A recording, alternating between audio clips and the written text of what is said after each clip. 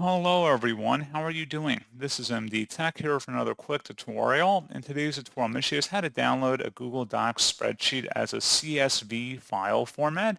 So this should hopefully be a pretty straightforward process, guys. And without further ado, let's go ahead and jump straight into it.